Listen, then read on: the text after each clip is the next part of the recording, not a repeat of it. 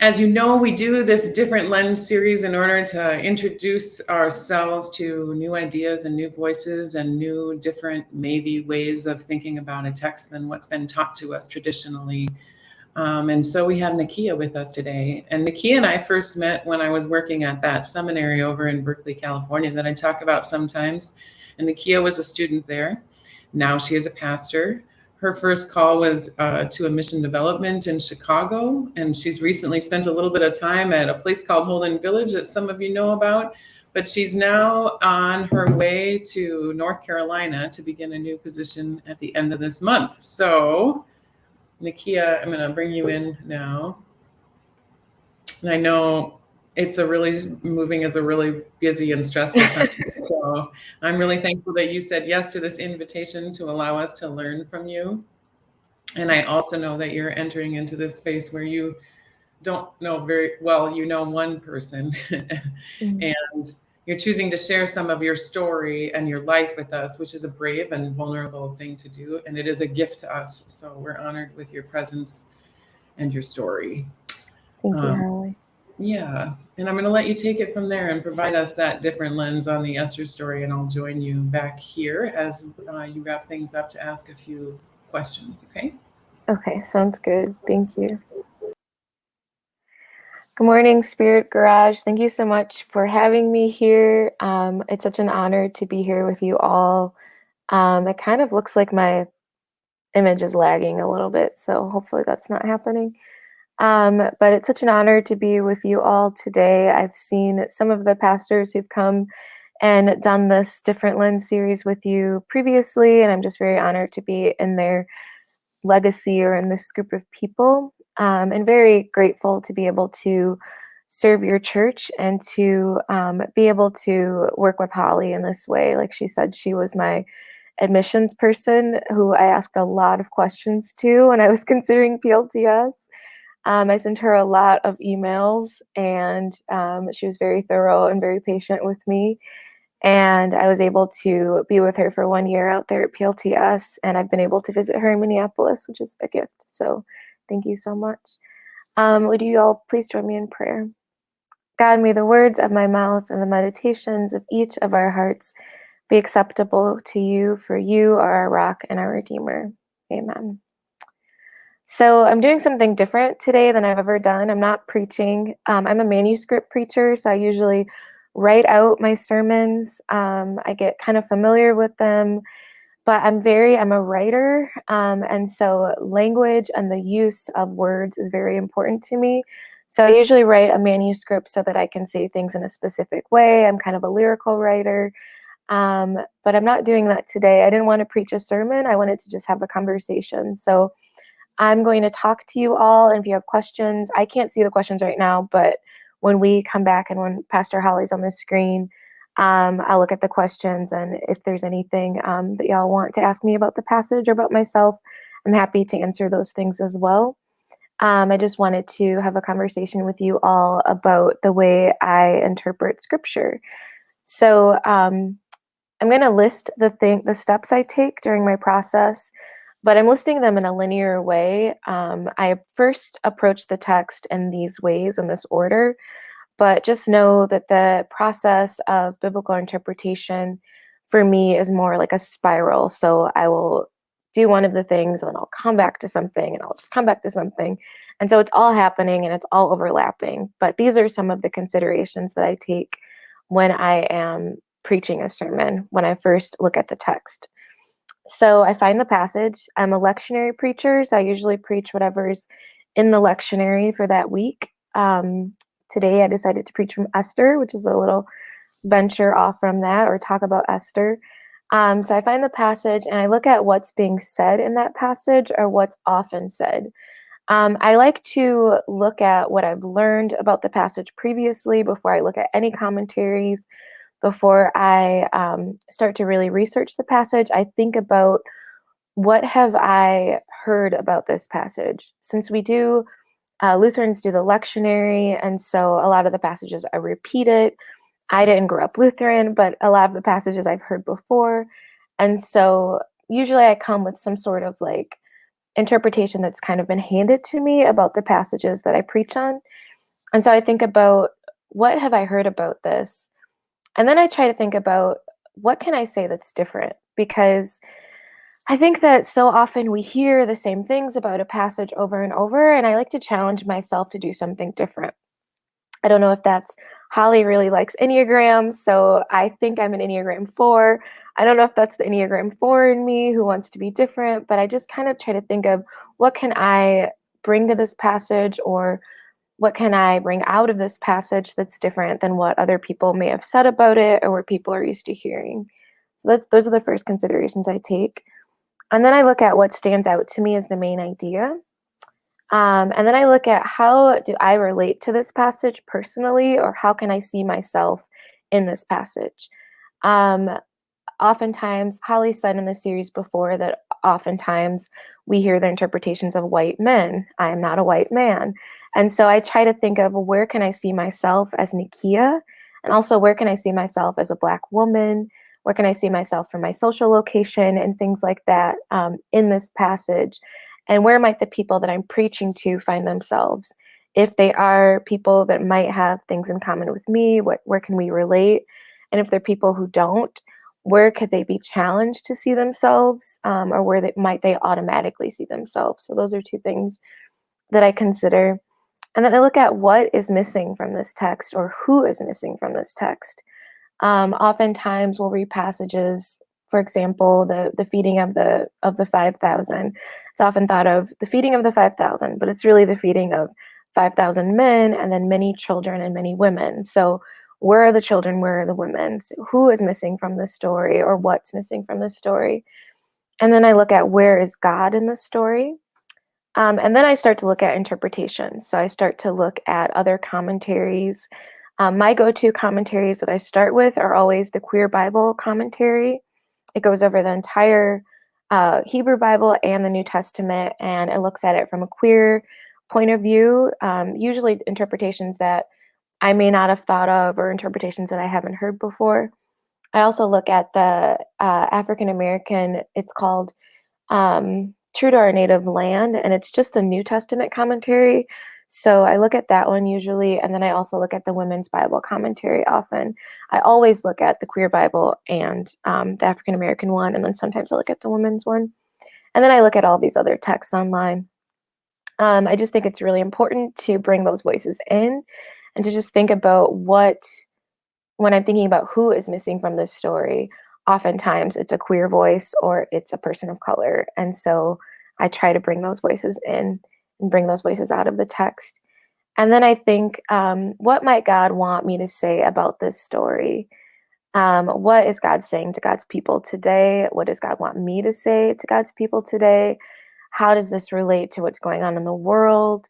Um, Usually there's some tragedy that I can talk about. And so, how does this relate to that most recent tragedy? And what might God want to say? I preach from a liberatory lens. So, what kind of liberation might God want to offer God's people?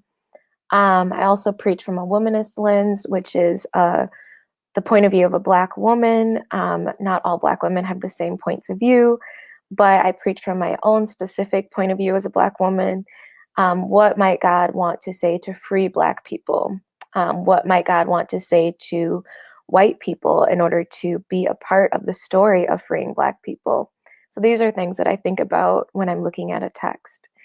So today I'm going to talk to you about Esther. And I love the way that Pastor Holly introduced it with that poem. So thinking about this story as a story of genocide, that's a really great place to start. I think it's relatable, and it also just opens our hearts in a very specific way. When I've heard this story preached in the past, it's been preached as a story of, oftentimes it's been preached in contexts that are women Bible studies or things like that. And so it's been preached as a story that is about women, or it's about, the story starts with a pageant. And so oftentimes that pageant is talked about. And when I've heard it preached in those ways, I can't really relate to it. So for myself, the reason I wanted to talk about it today is because of the line that's in the song that Kearns sang. And I'll read more about that from chapter 4. But I wanted to talk about that specific line because that relates to my call to ministry story. I'd heard this story talked about a lot in the past and related to it in different ways, but it wasn't until I started actively feeling like God was calling me to become a pastor that I heard this story talked about or preached, and I heard that line and thought, okay, I think God is speaking to me through this right now, and I think I need to pay attention. So the story of Esther starts with it's a story about a King Xerxes and his wife is how it starts, and he gets mad at her, and so he exiles her and kicks her out of the kingdom. So then he has to find a new queen, and so he throws a beauty pageant, and he has all of these beautiful young women come to his palace and present themselves before him, and then he picks Esther. So Esther is picked to be queen, and Esther is an orphan woman. This period is during the period of exile, and she's exiled in a Persian area, and so she's a Jewish woman who's been exiled in this Persian area, and she's also an orphan, and she's being raised by her cousin Mordecai. So she gets picked to be queen, and right before she goes into the palace, her cousin says to her, "Do not tell them that you are Jewish." And I think that he tells her this because he's trying to protect Esther. He knows that the Jewish people are being oppressed, and he knows that she can pass. She can pass for being a Persian person. And so, in order to protect herself, he tells her, "Don't tell them this." So she goes in there, she does what she's supposed to do, and she becomes queen. Um, Then, meanwhile, the story continues, and there's this man that gets elected into a high office, and he just declares that everyone needs to bow before him when he's out and about. So he goes out, he wants everyone to bow before him, and Mordecai sees him, and Mordecai refuses to bow. Mordecai will only bow to God. So this man, Haman, gets very angry, and so he finds out more about Mordecai. He realizes that he's a Jewish person, and so he says, he decides to issue a decree that he gets the king to sign that says that he is going to murder all of the Jewish people. And this is where we pick up the story in chapter 4, which I'm going to read to you all.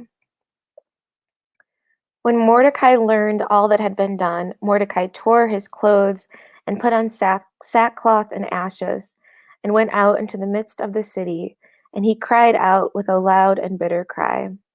He went up to the entrance of the king's gate, for no one was allowed to enter the king's gate clothed in sackcloth. And in every province, wherever the king's command and his decree reached, there was great mourning among the Jews, with fasting and weeping and lamenting, and many of them lay in sackcloth and ashes. When Esther's young women and her eunuchs came and told her, the queen was deeply distressed. She sent garments to clothe Mordecai, so that he might take off his sackcloth, and he would not accept them. Then Esther called for Hathach, one of the king's eunuchs, who had been appointed to attend her, and ordered him to go to Mordecai to learn what this was and why it was. Hathach went out to Mordecai in the open square of the city in front of the king's gate, and Mordecai told him all that had happened to him, and the exact sum of money that Haman had promised to pay into the king's treasures for the destruction of the Jews. Mordecai also gave him a copy of the written decree issued to Susa for their destruction, that he might show it to Esther and explain to her and command her to go to the king to beg him his favor and plead with him on behalf of her people. And Hathach went and told Esther what Mordecai had said. Then Esther spoke to Hathach and commanded him to go to Mordecai and say, all the king's servants and all the people of the king's provinces know that if any man or woman goes to the king inside the inner court without being called, there is but one law, to be put to death, except the one to whom the king holds out the golden scepter so that he may live. But as for me, I have not been called to come to the king these 30 days. And they told Mordecai what Esther had said. Then Mordecai told them to reply to Esther, do not think to yourself that in the king's palace you will escape any more than all the other Jews. For if you keep silent at this time, relief and deliverance will rise for the Jews from another place, but you and your father's house will perish. And who knows whether you have not come to the kingdom for such a time as this. Then Esther told them to reply to Mordecai, Go, gather all the Jews to be found in Susa, and hold a feast on my behalf. Do not eat or drink for 3 days, night or day. I and my young women will also fast as you do. Then I will go to the king, though it is against the law, and if I perish, I perish. Mordecai then went away and did everything as Esther had ordered him. So the line from the song that Kern sang is, for such a time as this. And that was the line that I heard when I was considering my call.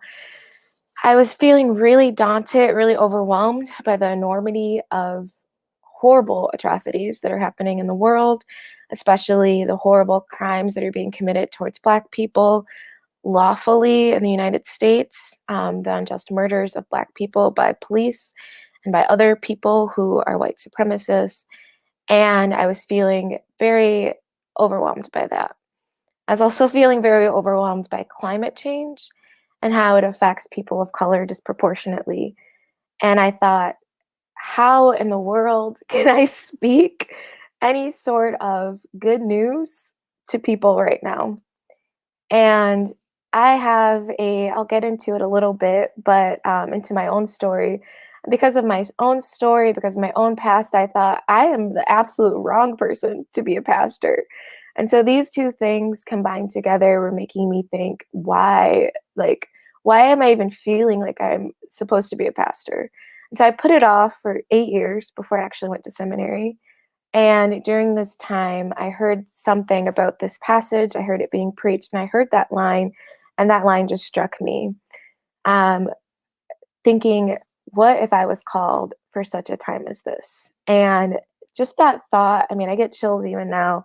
That thought to think, little me, little Nikkeya Berryhill from Rockford, Illinois, could be called to speak truth and to power, to speak truth, to liberate people, to bring healing to this world in such a time as this. Like that just blew my mind. And it also struck my spirit. And I thought, okay, God, I'll do the next thing.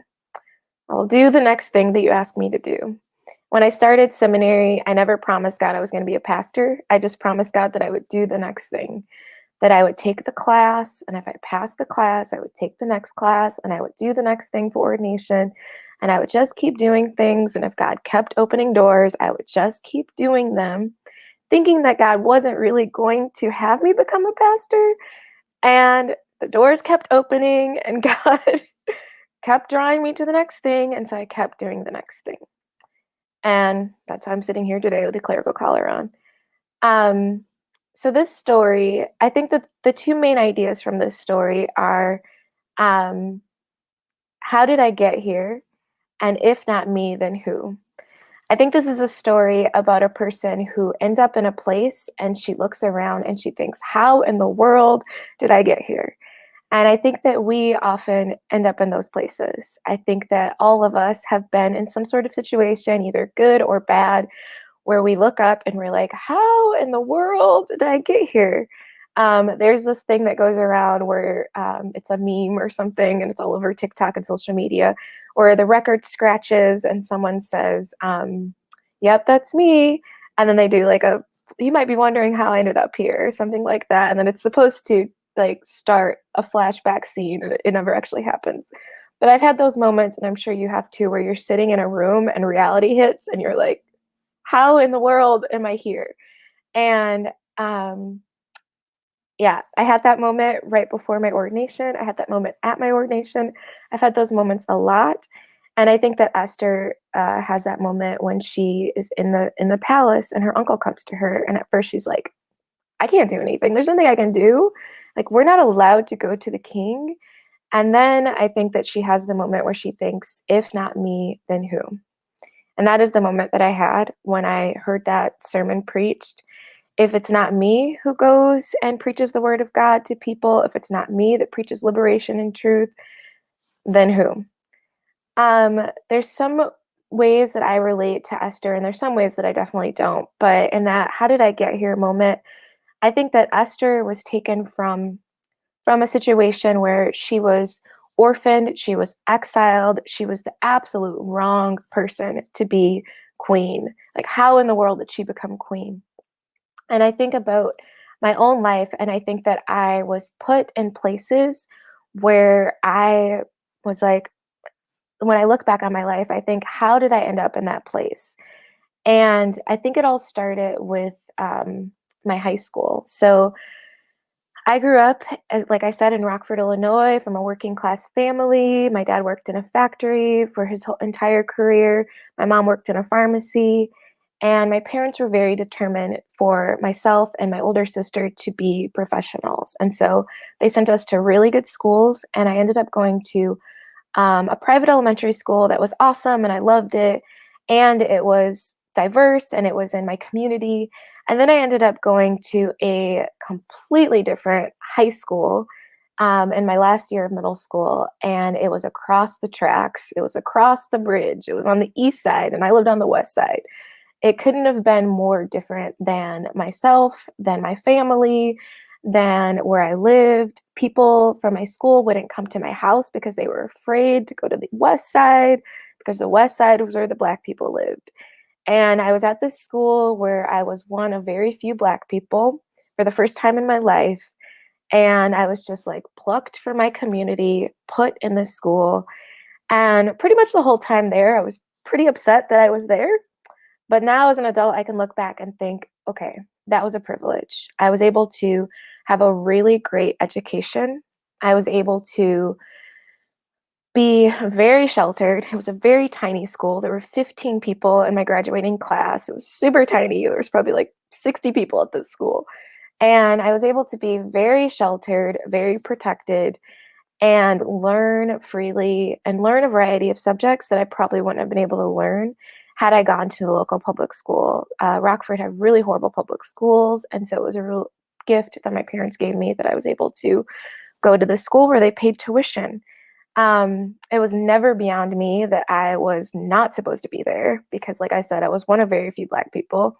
I was also very middle class, and the people there were incredibly wealthy, and they let you know that they were incredibly wealthy.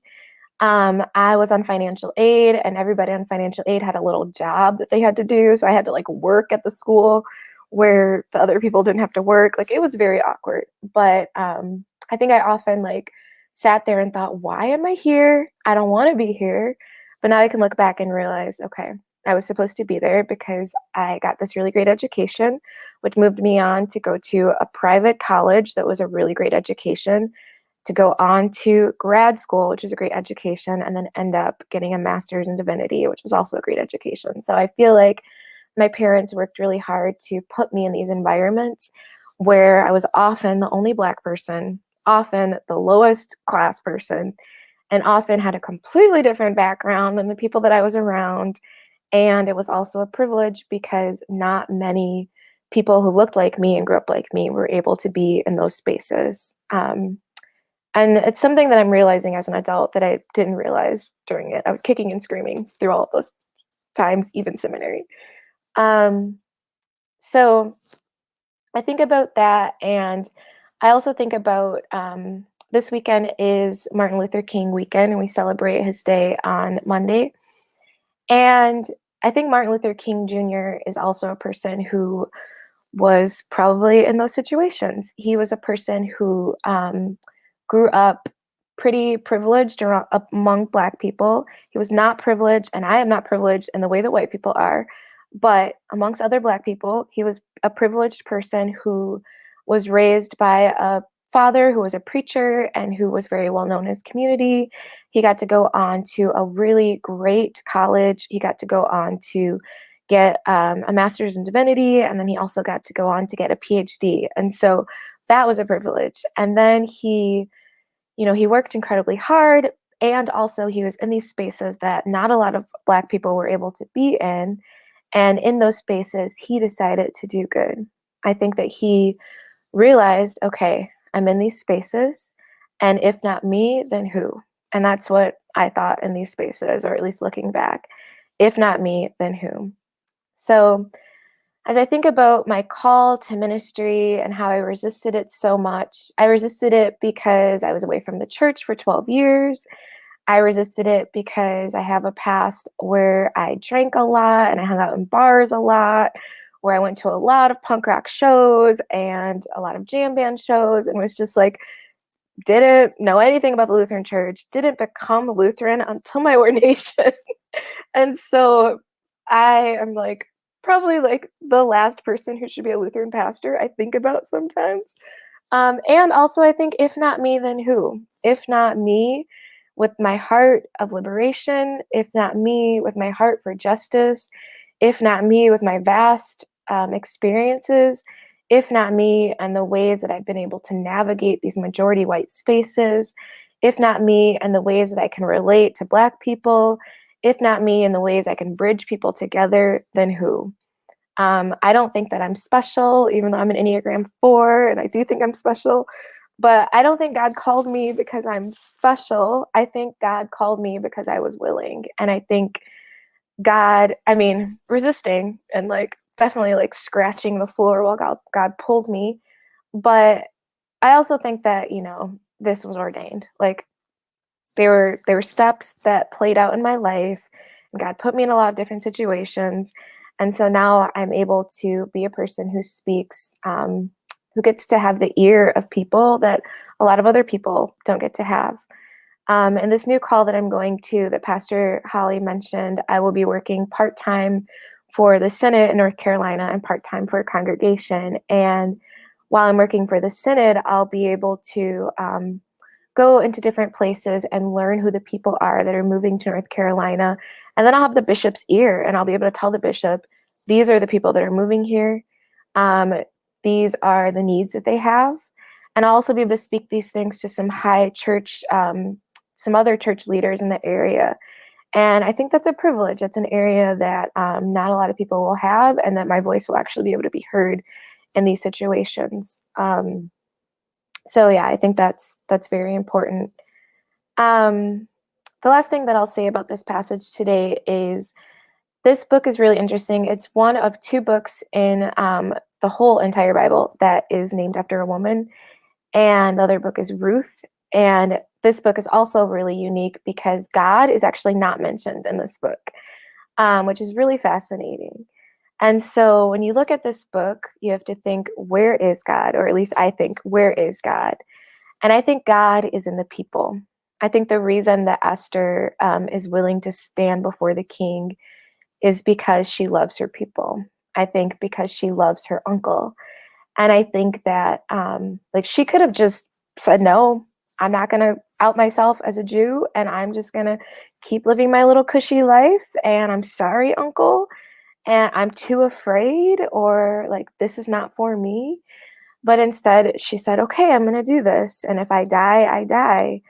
And, those words are terrifying. And those words are terrifying for someone like me who could actually die in situations that I put myself in. And so I have to consider that, am I willing to put myself in situations where I could be killed for being a Black person? Am I willing to be vocal? And I'm pretty vocal about what I believe. I'm pretty vocal about issues of justice.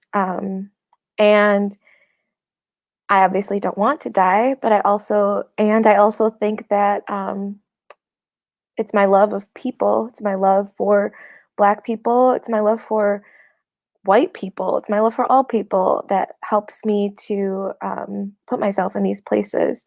So I think God is there in her love for people. And I think God is also there in the acts of justice that she puts herself in. I came across a quote today that's from MLK.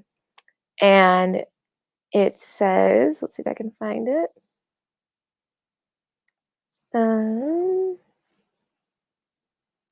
Where did I put it? Well, of course I can't find it, but it was something about his, to me, it read about his, him stepping out in justice. Let's see, maybe I'll find it later. It's on the ELCA Instagram page, but it was something about him stepping out in justice, and it made me think of this passage and how that relates to Esther, how she came before the king in an act of justice. And I think that God is present in that justice. I can't find it, so I'm sorry. So I think that's about it. That's all I really want to say about it. Do you have any questions? There are some Oh, questions that we good. wrote, which I'll get to in a second. But first, I want to thank you for taking the time and energy today for us to learn from you You're welcome.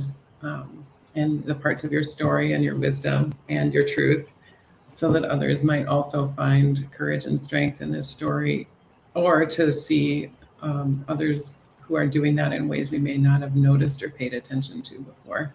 Mm. Debbie wants to know what denomination you grew up in, and I'm thinking, well, I'll just let you answer. I think I know, but Yeah, I'm kind of a mutt when it comes to denominations. So I went to a Missouri Synod elementary school, but my parents are Baptist, so I was both of those and neither of those. I kind of declared I did not want to be a part of denominations when I was 9 years old. And then as an adult, I found myself in the evangelical church. So I was part of evangelical churches for a number of years, but knew that I could not be a pastor in those churches. Then I found the ELCA because of its justice. And it was oddly the most diverse church, which is interesting. This was in Milwaukee. that's right. That's right. Yeah. We have a lot of people in our church who are really into music, so they want to know what bands you listen to. I know Fish is one of them, and we're going to get a Fish song in a second here too. But why don't you name some others for folks? Oh gosh, what do I even listen to now? I listen to like a lot of old stuff. I think that's what millennials do. That's what everyone does. Everyone quits learning new music around the age of 25, and they Exactly. Yes. So I went through a heavy like beard rock phase. So like Band of Horses, Fleet Foxes, Bon Iver, like beard folk rock, I guess. That's probably my strongest category. I like old soul, so like Earth, Wind and Fire, Sam Cooke, Marvin Gaye, Isley Brothers. Those are some of my favorite people to listen to, and I've listened to them my whole life. When I was into punk, I listened to Bouncing Souls and Rancid, NoFX, and who else? Those are probably like some of the top ones. And then yeah, Jam Man's Fish, Roasted Root, String Cheese Incident is the best. They're my favorite. No one ever talks about them. That's true. That's true. They don't. I was thinking when you were talking about the high school you spent your last year at, that was difficult to be at because it was it was one of the only schools you went to that it was one of the first times you were put in a situation where you were one of the only Black people. And you're thankful for that now because you got a good education. But I was also thinking the other way that it probably prepared you was to be able to go into a place like the seminaries and ELCA spaces that you would find yourself that are also mostly white, unfortunately. So, so that was probably a part of your education, a really painful part of your education and I know that continued, but prepping the ground for you on that too. All along you were blooming. And I was thinking about what it's like to, and I know this is a thing for you. The places where you choose to enter into the conversation and you don't is one of those. You got there in the end with the places where you're talking. A choice for all of us to make, but because most of us have places where we find ourselves in privilege and some places where we find ourselves without privilege. And so choosing to give up that privilege and step back into a place where you call people out or name your truth in some way that might be dangerous or at least uncomfortable is thing that I'm hearing in what you're saying and in what Esther learns in this story and eventually decides to take the courage to do. So, yeah. Definitely. And speaking up against someone who has power over you, or someone that you have a relationship with that you're like, you don't really want to rock, you know, like I always hear about people being afraid to go home for Thanksgiving because the politics conversations are going to happen and like their dad voted for Trump or something, but just Yeah. willing to step into those spaces and speak your truth in those situations also. Yeah, that's a gigantic issue for a whole bunch of people in our congregation. So you'll see a bunch of resonance with that, I'm sure.